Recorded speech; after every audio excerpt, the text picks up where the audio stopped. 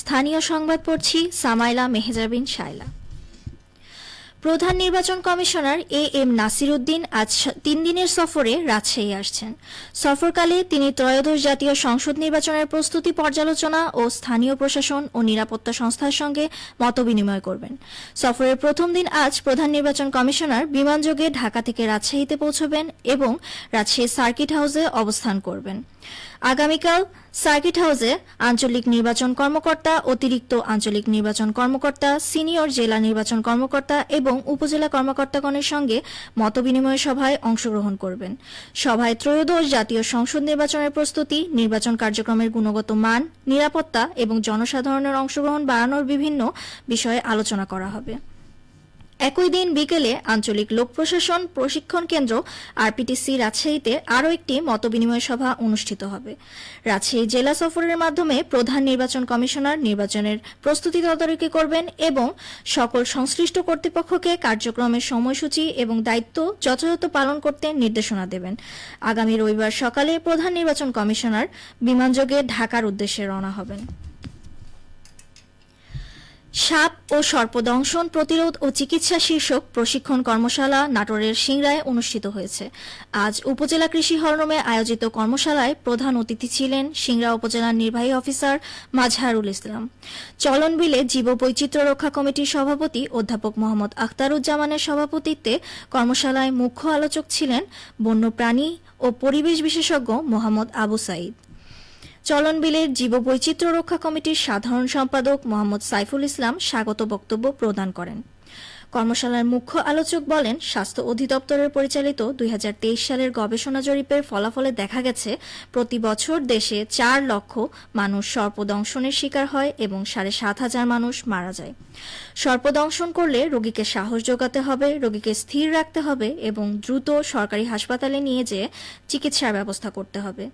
দেশের সকল medical college হাসপাতাল এবং জেলা ও উপজেলা পর্যায়ের সরকারি হাসপাতালে সর্পদংশিত ব্যক্তির যথাযথ চিকিৎসা সুবিধা আছে।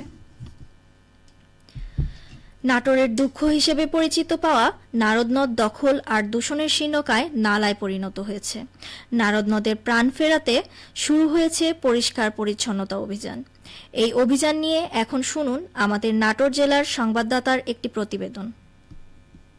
আর দূষণে 43 কিলোমিটার দৈর্ঘ্যের এক সময়ের খরস্রোতা নাটোরের নারদ নদ এখন প্রাণ হারিয়ে শীর্ণকায় নালায় পরিণত হয়েছে।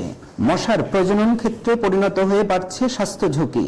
নাটোরের দুঃখ হিসেবে পরিচিতি পাওয়া নারদ নদের পরিষ্কার পরিচ্ছন্নতা কার্যক্রম শুরু হয়েছে। নারদ তীরের বাসিন্দা মাসুদ রানা বলেন, খরস্রোতা নদীতে প্রবল স্রোতে একসময় আমরা গোসল করেছি, মাছ ধরেছি। এই নদে প্রতি বছর নৌকা বাইচ উপভোগ করেছি। আজ এর সবই স্মৃতি।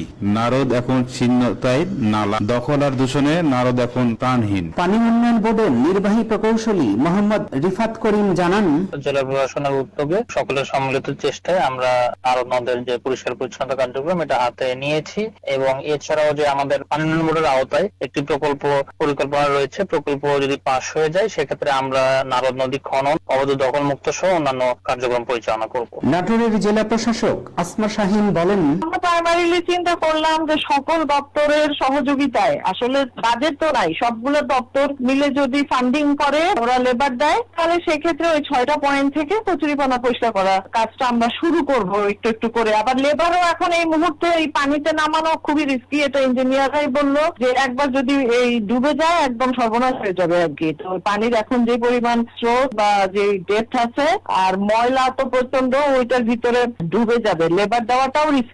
আবার নৌকায় করে যে কচুরিপানা পরিষ্কার করবে সেই রকম ওয়েও নাই। তো সব মিলে কাজটা এখন মানে শুরু করাটা খুবই চ্যালেঞ্জিং হয়েছে। এই কারণে অল্প অল্প করে সব ডিপার্টমেন্টের সহযোগিতা যতখানি করা যায়। নারদ নদ কেন্দ্রিক নাটোরবাসীর দুঃখ ঘোচাতে এই অভিযান জনমনে স্বস্তি বয়ে আনবে, প্রত্যাশা সকলের। ফরাজি আহমদ রফিক বাবন, নাটোর জেলার সংবাদদাতা, বাংলাদেশ বেতার, রাজশাহী। পাবনার সাথিয়ায় দিনব্যাপী ফ্রি মেডিকেল ক্যাম্প অনুষ্ঠিত হচ্ছে। আজ সকালে জামাতের সাবেক আমির শহীদ মাওলানা মতিউর রহমান নিজামী ফাউন্ডেশনের উদ্যোগে শুরু হওয়া এই ক্যাম্প চলবে বিকেল পর্যন্ত।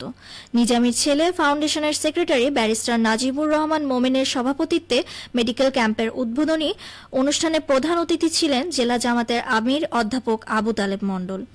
উপজেলা জামাতের সেক্রেটারি আনিসুর রহমানের পরিচালনায় এ সময় আরও বক্তব্য রাখেন মাওলানা নিজামীর আরেক ছেলে ডক্টর নাইমুর রহমান খালেদ, উপজেলা জামাতের আমির মোখলেসুর রহমান।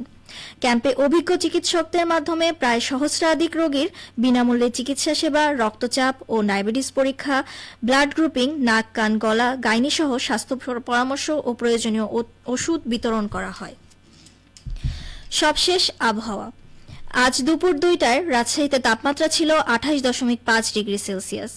এ সময় বাতাসের আপেক্ষিক আর্দ্রতার পরিমাণ ছিল 92%। রাজশাহী ও পার্শ্ববর্তী এলাকায় আজ সূর্যাস্ত সন্ধে 6টা 33 মিনিটে। সংবাদ শেষ হলো। আমাদের পরবর্তী সংবাদ বিকেল 4টা 5 মিনিটে।